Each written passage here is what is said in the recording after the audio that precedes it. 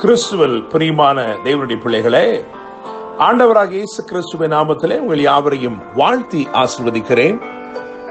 இந்த நாளுக்கென்று தேவன் நமக்கு அருளி இருக்கும் ஜீவ வார்த்தை லூக்கா எழுதின சுவிசேஷம் 19ஆம் அதிகாரம் 9வது வசனத்தில் இருக்கிறது. இயேசு அவனை நோக்கி, இன்றைக்கு இந்த வீட்டுக்கு ரட்சிப்பு வந்தது, இவனும் ஆபிரகாமுக்கு குமாரனாய் இருக்கிறானே. என்னை கேட்கிற தேவனுடைய பிள்ளைகளே, இந்த நாளிலே தேவன் தம்முடைய ஞானத்தை கொண்டு உங்கள் வாழ்க்கையிலே சரியான காரியங்களையும் சரியான நபர்களையும் இணைக்கும் ஒரு நாளாய் இருக்கிறது. God is a God of right connections and He is going to do the right connections in your life this day. என்னை கேட்கும் தேவனுடைய பிள்ளைகளே, லூக்கா 18ஆம் அதிகாரத்தின் கடைசி பகுதியிலே ஒரு பார்வையற்ற மனுஷனை, பர்திமேயுவை நாம் பார்க்கிறோம். பர்திமேயு பார்வையற்றவனாய் மாத்திரமல்ல, பரம ஏழையாய் இருக்கிறான், பிச்சை எடுத்துக் கொண்டிருக்கிறான். ஆனால் 19ஆம் அதிகாரத்திலே அதன் ஆரம்பத்தில் தானே ஒரு மனிதனை பார்க்கிறோம். அவன் பெரிய பணக்காரனாய் இருக்கிறான், சகேயு என்னும் பெயரை உடையவனாய் இருக்கிறான். இரண்டு பேரையும் ஆண்டவர் இணைத்தார். பர்திமேயு பார்வை அடைய விரும்பினான், சகேயுவோ இயேசுவை பார்க்க வகை தேடினான். இருவருக்குள்ளும் ஒரே ஆசை, இயேசுவை பார்க்க வேண்டும் என்றிருந்தது. பார்வை அடைந்த பர்திமேயுவை குறித்து வேதம் என்ன சொல்லுகிறது என்று கவனித்து பார்த்தால், லூக்கா 18ஆம் அதிகாரம் 43ஆம் வசனத்திலே, அதாவது 18ஆம் அதிகாரத்தின் கடைசி வசனத்திலே, அவன் தேவனை மகிமைப்படுத்திக் கொண்டே இயேசுவுக்கு பின் சென்றான் என்று எழுதியிருக்கிறது. எரிகோவுக்கு போகிற வழியிலே ஒரு அற்புதம் நடந்து அந்த பார்வையற்ற பர்திமேயு, பரம ஏழையாயிருக்கிற அந்த பர்திமேயு, பிச்சை எடுத்துக் கொண்டிருக்கிற பர்திமேயு பார்வை அடைந்து இயேசுவை கண்டுகொண்டு கழிகூர்ந்த இருதயத்தோட தேவனை மகிமைப்படுத்திக் கொண்டு இயேசுக்கு பின் சென்று போகிறான். அவர்கள் அடுத்து செல்கிற இடம்தான் சகேயுவை ஆண்டவர் அழைக்கும் இடமாயிருக்கிறது. அங்கே சகேயு அவன் இறங்கி வந்தவுடனே சொல்லுகிறான், லூக்கா 19ஆம் அதிகாரம் 8ஆம் வசனத்திலே, ஆண்டவரே, என் ஆஸ்தியில் பாதியை ஏழைகளுக்கு கொடுக்கிறேன் என்று சொல்லுகிறான். ஐஸ்வர்யவானாகிய, அதாவது விசுவாசத்தில் அல்லது விசுவாசியாக இருந்த ஐஸ்வர்யவானுடைய ஆஸ்தியை விசுவாசியாக இருந்த ஏழைக்கு உடனே கிடைக்க செய்கிறார். இது கர்த்தருடைய ஞானம், தேவ செயல். சுவிசேஷம் நிச்சயமாய் உங்களை செழிப்பாக்கும் தேவனுடைய பிள்ளைகளே. ஒருவன் ஐஸ்வர்யம் உள்ளவனாயிருக்கிறான், ஒருவன் ஏழையாயிருக்கிறான், இருவரும் விசுவாசத்தில் இருக்கிறார்கள். தேவன் ஒருவனிடத்தில் இருக்கிற ஐஸ்வர்யத்தை எடுத்து அந்த ஏழையாயிருக்கிறவனுக்கு கொடுக்கிறார். ஒரு சமநிலை பிரமாணத்தை ஏற்படுத்துகிறார். என்னை கேட்கும் தேவனுடைய பிள்ளைகளே, பர்திமேயுவை சகேயுவோடு இணைக்கிறார், சகேயுவை ஆபிரகாமோடு இணைத்தார். தேவ பிள்ளைகளே, இந்த சகேயுவை குறித்து சற்று நாம் தியானிக்கலாம் என்று நான் நினைக்கிறேன். இந்த லூக்கா 19ஆம் அதிகாரத்தை வாசிக்கும் பொழுது, இயேசு எப்படிப்பட்டவரோ என்று பார்க்க வகை தேடினான்.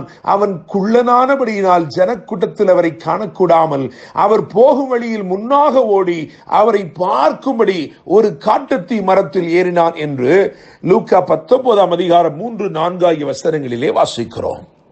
காட்டு அத்திமரம். அத்திமரம் என்பது பெரிய இலைகளை உடையதாய் இருக்கிறது. ஆதி மனுஷன் ஆதாம் பாவம் செய்த பொழுது அவன் தன்னுடைய நிர்வாணத்தை மறைத்துக் கொள்ள வகை தேடி அவன் தேடி எடுத்த இலைகள், அத்தி இலைகள். அதை எடுத்து அதை தைத்து தனக்கு வஸ்திரமாய் மாற்றிக்கொண்டான் என்பது வேத சத்தியம். எனவே அந்த பெரிய இலைகளுக்குள்ளே அவன் மறைந்திருக்கிறான். அவனுடைய ஆசையெல்லாம் அவன் இயேசுவை பார்க்க வேண்டும், ஆனால் இயேசு அவனை பார்த்து விடக் கூடாது என்று இருந்தது. அவன் அந்த மரத்திற்குள் ஏறி அமர்ந்து, அடர்ந்த அந்த மரத்திற்குள் ஏறி அமர்ந்து ஒருவருக்கும் தெரியாத விதமாய், காரணம் இயேசு போகிற வழியிலே அவன் முன்னாக ஓடிவிட்டான். இயேசு வரும்பொழுது திரளான ஜனங்கள் வருவார்கள் என்பது உண்மைதான். ஆனால் ஒருவருடைய கண்களுக்கும் தென்படாமல் அவன் வேகமாய் முன்னே ஓடி போய் அவன் அந்த மரத்திலே ஏறி அந்த இலைகளுக்குள்ளே மறைத்து கொண்டான் தன்னை. என கேட்கிற தேவனுடைய பிள்ளைகளே, ஆண்டவர் இயேசுவோ அருகிலே வந்து அவன் மேல் ஆசை கொண்டவராய் நின்று அவனை பார்த்து, அண்ணாந்து பார்த்து, சகேயுவே என்று அவனுடைய பெயரை சொல்லி கூப்பிட்டார். அதிருந்து போனான். அநேக ஆஸ்திகள் இருந்த போதிலும் அவனுடைய வாழ்க்கையில ஏதோ இனம் புரியாத ஒரு வெற்றிடம் இருந்தது, எல்லாம் இருந்தது. ஆனால் உண்மையான மகிழ்ச்சி இல்லை, உண்மையான சந்தோஷம் இல்லை. தன் பேரை இயேசு அழைத்த உடனே அவன் அப்படியே அவன் அங்கிருந்து பார்க்கிறான். இயேசு அவனை பார்த்து சொன்னான், நீ உடனே இறங்கி வா, நீ சீக்கிரமா இறங்கி வா, நான் உன் வீட்டிலே தங்க வேண்டும் என்றார். 6வது வசனத்தில் எழுதியிருக்கிறது, அவன் சீக்கிரமா இறங்கி சந்தோஷத்தோடு அவரை அழைத்து கொண்டு போனான். என கேட்கிற தேவனுடைய பிள்ளைகளே, ஆண்டவர் உங்கள் மேல் கரிசனை உள்ளவராய், உங்களை கண்ணோக்கி பார்க்கிறவராய் இருக்கிறார். நீங்கள் மறைந்திருக்கிற எந்த இடத்திலும் இயேசு உங்களை தேடி வருகிறவராய் இருக்கிறார். அவர் உங்களை பெயர் சொல்லி அழைத்து உங்களை அறிந்திருக்கிறவராய் இருக்கிறார். அவர் உங்கள் வீட்டிலே தங்க வேண்டும் என்று விரும்புகிறார். இயேசு இறங்கி வந்த சகையை பார்த்து சொன்னார், இன்றைக்கு இந்த வீட்டுக்கு ரட்சிப்பு வந்தது என்று சொன்னார். மாத்திரமல்ல, இவனும் ஆபிரகாமுக்கு குமாரனாய் இருக்கிறானே. பார்வையற்ற பரமேழையாயிருந்த பர்திமேயுவை இங்கே சகையோடு இணைத்தார். ஆனால் சகைவை ஆபிரகாமோடு இணைக்கிறதை பார்க்கிறோம். என கேட்கிற தேவனுடைய பிள்ளைகளே, அவர் இன்னும் உன்னை ஆஸ்தி உள்ளவனாய் மாற்ற விரும்புகிறார். இன்னும் உன்னை அலங்கரிக்க விரும்புகிறார். இன்னும் உன்னை ஆசீர்வதிக்க விரும்புகிறார். ஆபிரகாமுடைய ஆசீர்வாதம், அதிலே 3 காரியங்கள் பிரதானமாக இருக்கிறது. ஒன்று, இன்டிமசி வித் காட், தேவனோடு நெருங்கின ஒரு உறவு. அவன் அவரை சிநேகிதர் என்று சொல்லி, ஆண்டவர் அவனை சிநேகிதன் என்று அழைக்கிறார். அப்படிப்பட்ட ஒரு சிநேகிதனாக இருக்கக்கூடிய ஒரு பாக்கியத்தை பெற்றிருந்தான்.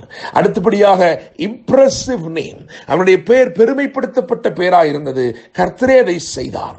3வது முக்கியத்துவம் வாய்ந்த ஆசீர்வாதம், இன்க்ரீஸ் இன் எவரிதிங், அவனுடையவைகள் எல்லாம் பெருகினது. ஒரே ஒரு குமாரன், அந்த குமாரனை கர்த்தருக்கு ஒப்புக் கொடுத்தபடியினால் அவன் ஒரு தேசமாய் மாறினான். என கேட்கிற தேவனுடைய பிள்ளைகளே, ஆண்டவர் பர்திமேயுவை சகையோடு இணைத்தார். சகைவை ஆபிரகாமின் ஆசீர்வாதங்களோடு இணைத்தார். இன்றைக்கு உங்களையும் உங்கள் வாழ்க்கையிலையும் சரியான இணைப்புகளை தேவன் கொண்டு வர விரும்புகிறார். இயேசு அவனை நோக்கி, இன்றைக்கு இந்த வீட்டுக்கு ரட்சிப்பு வந்தது, இவனும் ஆபிரகாமுக்கு குமாரனாய் இருக்கிறானே என்றார். கர்த்தர் தாமே இந்த வார்த்தைகள் மூலமாய் இன்று உங்களை ஆசீர்வதித்து சரியான இணைப்புகளை உங்கள் வாழ்க்கையிலே கொண்டு வந்து உங்களை இன்னும் மேன்மைப்படுத்தி உயர்த்துவாராக. என்றும் அன்புடன் pastor Daniel Moses. God bless you.